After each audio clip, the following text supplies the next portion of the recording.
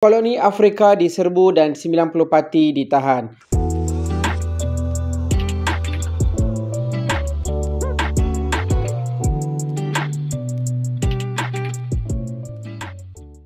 Salam sejahtera dan bertemu kembali di channel saya, BP Jaya. Kepada anda yang belum subscribe channel saya, jangan lupa untuk tekan butang subscribe supaya anda mendapat info yang akan saya sampaikan pada masa akan datang. Okey, pada 15 Disember 2025, JIM Putrajaya telah melakukan satu operasi di kawasan Jalan Kelang Lama, Kuala Lumpur. Okey, kawasan ini tertumpu kepada koloni yang didiami oleh warga ataupun kelompok Afrika. Okey, so dalam operasi ini yang dijalankan waktu malam ni, JIM telah memeriksa seramai 131 individu dalam pemeriksaan yang dilakukan, dan daripada 131 individu yang diperiksa, 82 adalah lelaki, 34 adalah perempuan dan 15 warga tempatan. So pemeriksaan dilakukan terhadap warga negara asing dan juga warga negara tempatan. Okey, di mana warga negara asing adalah 82 lelaki, 34 perempuan dan 15 tempatan. Okey. So tangkapan daripada 131 yang yang diperiksa, tangkapan yang dibuat adalah terhadap 90 warga asing. Okey, 90 warga negara asing ini ditangkap kerana pada masa kejadian ada melakukan kesalahan immigration. Okey, so mereka yang ditangkap ni berusia antara 21 hingga 35 tahun.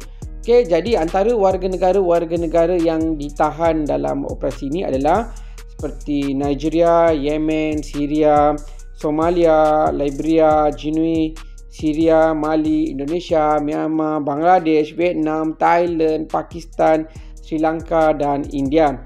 Okey, antara kesalahan-kesalahan yang dikenal pasti dalam yang dilakukan oleh warga asing semasa operasi ini diadakan, terdapat 3 kesalahan utamalah, iaitu tinggal lebih masa atas pas yang dibenarkan, iaitu mereka overstay di Malaysia. Kesalahan seterusnya adalah tidak mempunyai dokumen pengenalan diri atau dokumen perjalanan yang salah.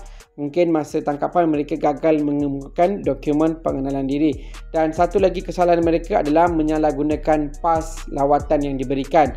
Okey, so pemilik premis, satu pemilik premis restoran diberikan borang 29, iaitu saman kepada saksi untuk membantu siasatan.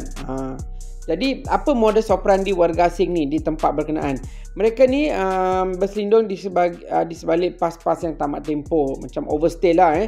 Walaupun dah overstay, mereka macam duduk lagi dengan berani di sebalik pas yang tamat. Dan mereka ni berniaga secara kecil-kecilan. Dia buka bisnes secara kecil-kecilan di kawasan-kawasan parkir dan restoran-restoran yang ada di kat sana lah.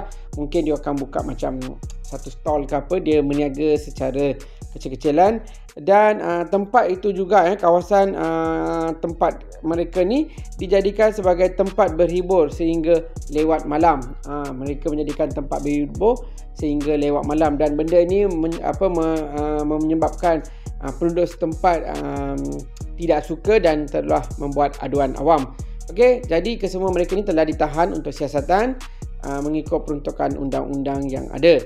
Okey, so kepada anda, sekiranya di kawasan anda dapati ada warga asing yang dipercayai parti, bolehlah menyalurkan aduan kepada JIM berdekatan.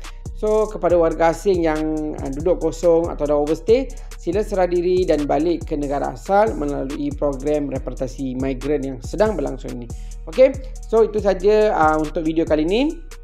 Terima kasih dan jangan lupa untuk follow dan kongsikan link video ini kepada kawan-kawan anda. Kita jumpa lagi di video akan datang.